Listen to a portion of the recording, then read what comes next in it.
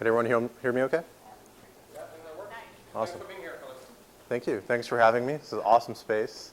That was a great presentation. Sucks to be second, obviously. But one of the things that is very common or similar to normal is that we're trying to build a very curated pet experience. And people think of their pets as family, and they want the best for their pets. They want to feed them the right type of food, the right amount. The irony of it all is no one really knows how much to feed their pets. They always go by the rule of thumb, 2 cups a day. They'll ask a friend, or they'll take the advice from their veterinarian. But really, every pet has its own set of requirements, and it all boils down to a pet's age, weight, level of activity, and breed. So we wanted to create a system, a learning system that not only learned about your particular pet, whether it's a cat or a dog, but also learned about you, your habits as a pet owner, learned about your family, learned about your neighborhood, and really started to understand how it is that people are feeding their pets to help pet owners take care of their pets more appropriately. What's interesting about this picture, we have our dog here. He's a dog actor. He actually got paid more than the male and female actors on this picture. It's pretty incredible. We treat animals as if they're part of our family, but in reality, what we feed them is not regulated by the FDA. In fact, a lot of the foods take almost a year to go from a factory to your home. And for those 10 months, they're actually sitting in a warehouse. And the reason that food is sitting in a warehouse so you can withstand that long time is because it's filled with preservatives. And no one really knows. No one reads the bag. No one reads the ingredients. And they're printed in very tiny print on the panel that's folded. The food brands really don't want you to know what's inside of this food, but that's what we're trying to discover with PetNet. So people probably have an idea that the pet industry is enormous. Last year, 2014, $70 billion was spent on pet food. And what that means is that every day, 5 million people went out and bought food for their pets. It's a pretty incredible number considering we see pets every day, but you never really understand how many pets there are. In fact, in the United States, 70% of the households have at least one pet. And that's more than the number of children under the age of 18.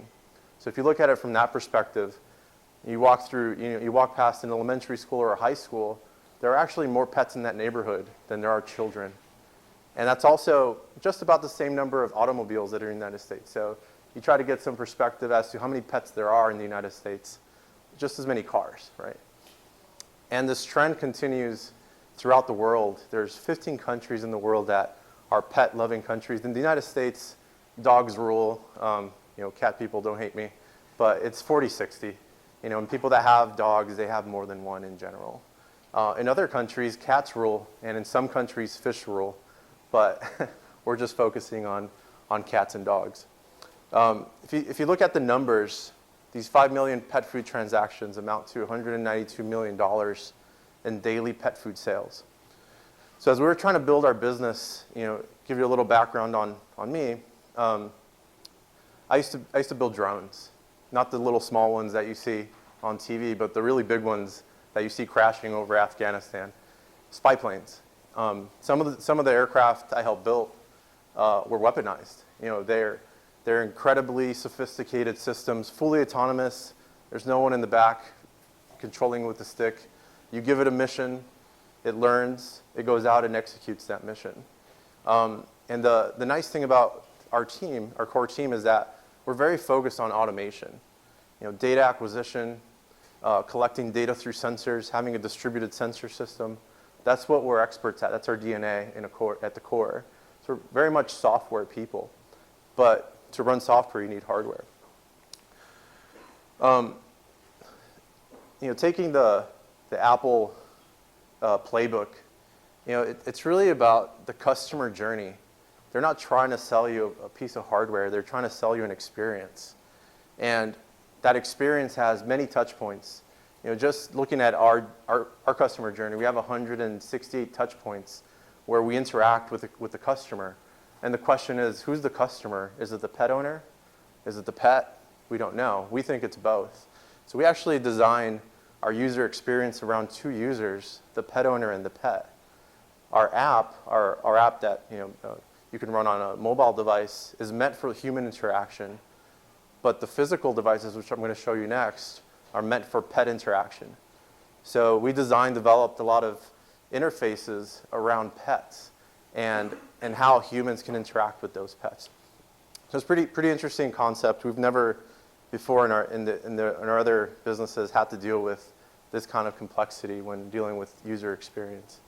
You can see what he's holding up there is a pretty small box. It's a smart bowl. It's our second product. Let me see. And what we're trying to do is design a brand that allowed for hardware to be embedded inside of the home. The SmartFeeder, which you see in the middle, is the product we announced first. And the product is filled with sensors. It's filled with a processor, embedded software. And all these components are there to enable learning. The SmartFeeder will learn about your pet's eating habits. It'll learn about the pet owner's pouring habits. It'll learn about the type of food you're using. And it'll use that information to guide you to better health and nutrition. So the way we do that is when you unbox the product, we ask you a few questions. It's the same questions you'd be asked at a boutique pet store. They'll ask you, what's your pet's age? What's your pet's weight? How active are they? What's their breed?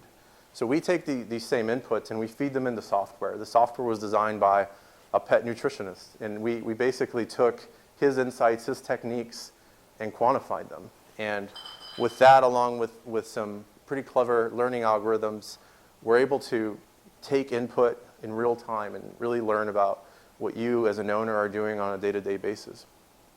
The irony of it all is, when I was building drones, everyone thought I was like the coolest guy, right? So, oh man, you're building drones. This was back in 2001, 2002. It's like, what are drones? Now they're commonplace. But back then, everyone thought I was a rock star. And I would tell them, well, one day you're going to be flying in a commercial aircraft that's going to be fully automated. There won't be pilots, just flight attendants, right? And they would freak out. They're like, no way, I'm not flying on an aircraft that isn't piloted. And I said, well, it's going to happen. But it didn't dawn on me until maybe a decade later that people are still afraid of automation. They sort of blend this concept of technology and automation as one thing, but they're really two separate things. You don't need to have automation in order to have technology. And the SmartFeeder is fully automated. It's meant for a particular type of pet owner that, someone like me who has the Nest thermostat, who has the smoke alarm, who has the drop cam. I have it all, right? And some of us in the crowd do as well. But there's another segment of pet owners that they're not ready for automation and they enjoy the intimacy of pouring the food for their pet. Being there, being able to see the face of their cat or dog as they're pouring the food and enjoying that moment. And for that, we have the Smart Bowl. The nice thing about the difference between the Smart Bowl and the SmartFeeder is really just one difference.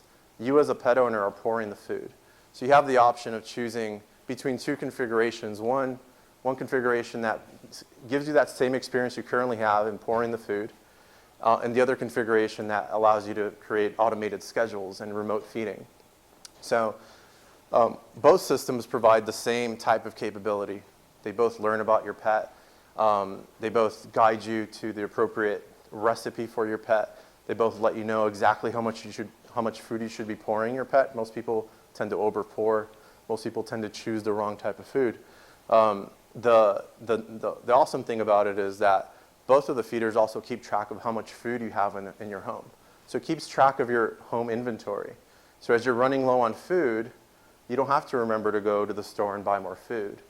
The SmartFeeder or the Smart Bowl will subscribe to a food program for you. We call it Smart Delivery, that actually orders food for you as needed. So it's a subscription, but it's not a time subscription.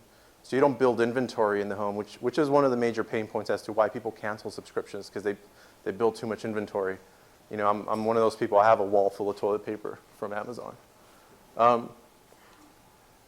So that's where we're headed. We just recently announced a beta. So one of the things that we learned while we were building aircraft is you have to test often, and you have to test everything. And I remember being up at Edwards, we worked on an aircraft for 5 years, and then we go do flight test, and they walk the aircraft onto the runway.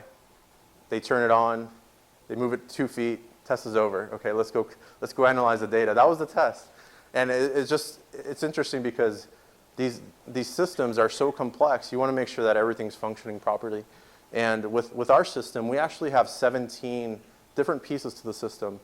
The 2 that you saw, the Smart Bowl and SmartFeeder, are just 2 of those pieces, but there's 15 other pieces, they're mostly software, that are handling everything from logistics to customer care to order processing to managing inventory to learning and gathering data about you as a pet owner and about your pet. So all these things have to be tested. So the way we decided to go to market was with a beta. The beta was announced at CES, and it's a North American beta. It's primarily focusing on the United States, but we're testing everything. We're testing the devices, we're testing the software, we're testing logistics. We want to make sure we have the right partners in place when it comes to fulfilling food, so that once we do go live, the experience is awesome. So this is the footprint. Usual suspects as far as metro areas are concerned. We get a ton of orders from New York, a ton of orders from LA, San Francisco, et cetera. And on the right there on your left, you'll see kind of the top countries by order. So when it comes to measuring hardware, NPS is everything. This is like the holy grail. You could have other key performance indicators on board, but everyone will ask you about this particular one. So in our beta release, so far we're doing pretty well. It's actually better than we expected. We're doing a 70 NPS, and that's for the features listed: portion control, automated schedules, and notifications. Kind of like the primitives, if you will. The SmartFeeder has to pour food at a certain time. That's got to be rock solid. But coming in February and March, we're going to start testing some other pieces to the system, and these are a little more complex. Budget control, right? So there's this notion of, okay, what we allow the pet owner to do is to feed their pet normally for 2 weeks. On the 3rd week, we send them a report card, and we either tell them that they're an awesome pet owner, or we tell them they're awful. But we want to judge them at that point to see if we can get them to better feed their pet. And that's what budget control is all about. So we take this old antiquated notion that you should be pouring food in cups. And we say antiquated because, as pet owners, you go to the store, you buy the food and wait. You take it home, you pour it in cups. But really the measure you should be focusing on is calories. No one focuses on calories. And there is a kcal per cup measurement in really tiny print, probably a 6-font type, on the bag, which no one knows about. But if you go from one food to another, you could be going from 300 calories per cup to 600 calories per cup. So if you were to switch, you could potentially be overfeeding your pet by 100%. Every 3,000 calories is an extra pound. So budget control allows us to start transitioning the pet owner from thinking about cups into thinking about calories. And with the inputs we take on day one, we're able to hone in on a particular calorie budget for today. And that's what we guide you. So the portions that are dispensed are actually based on your pet's caloric needs.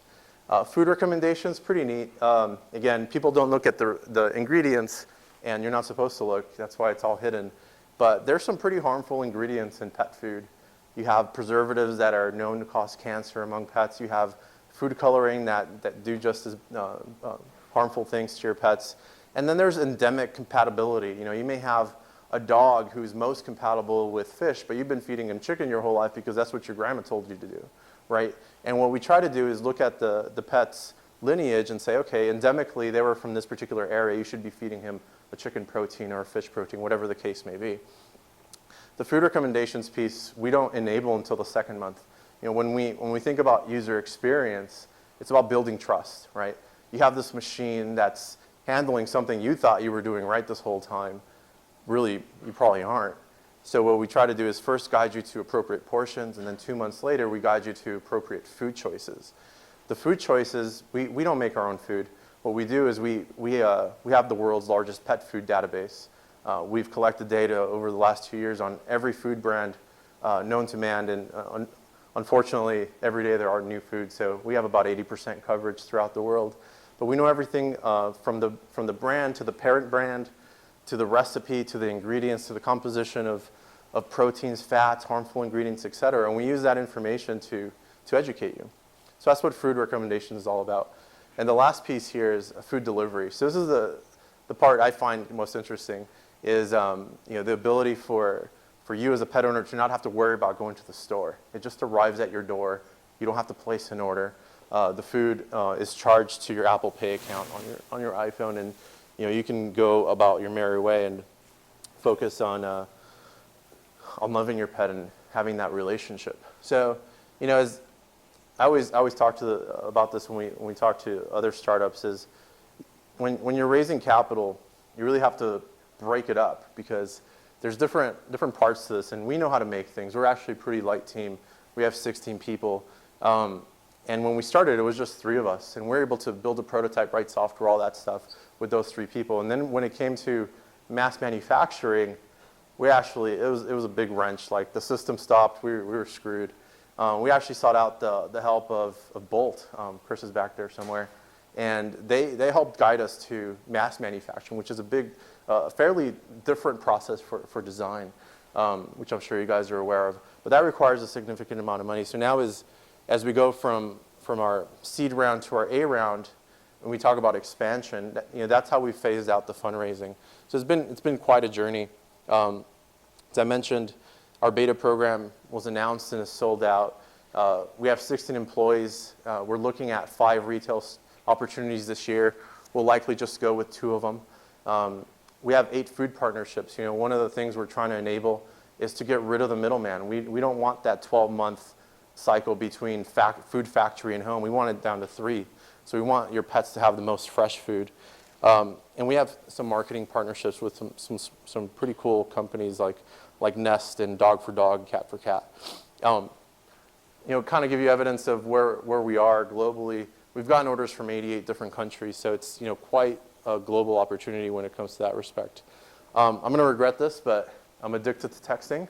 If you guys have any questions or suggestions, or you just want a SmartFeeder or Smart Bowl, just hit me up. That's my personal cell phone. Any questions? We've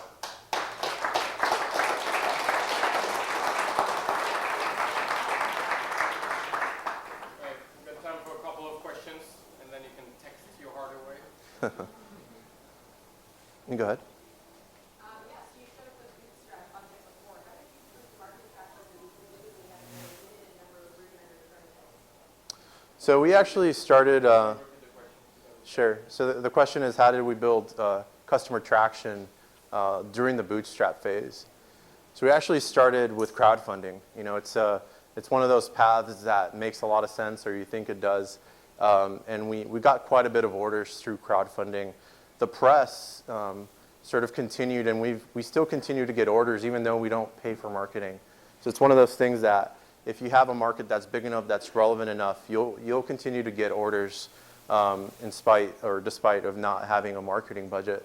I personally would not recommend crowdfunding for hardware, being that hardware is just not a predictable process. When it comes to design manufacturing, we've definitely hit our pitfalls when it comes to crowdfunding, because there's some things that we just don't know, or we can predict a time, a schedule, we can plan it all out, and then when it comes to fulfilling that schedule, we may have a bug or something we need to fix. So crowdfunding is not the best way in our experience, but that's how we did it. Okay. What are your prices? So the SmartFeeder, which is the automated system, is $249, but you'll get $100 worth of free food. So it ends up feeling like you paid $149 for your device, and the free food will start shipping on the 2nd week. For the Smart Bowl, it's $99, and you get $50 worth of food. So for the first month and a half, you actually won't have to pay for food. And what we want to do is get you to experience the food delivery piece. Wonderful. Thanks, Carlos. Thank you.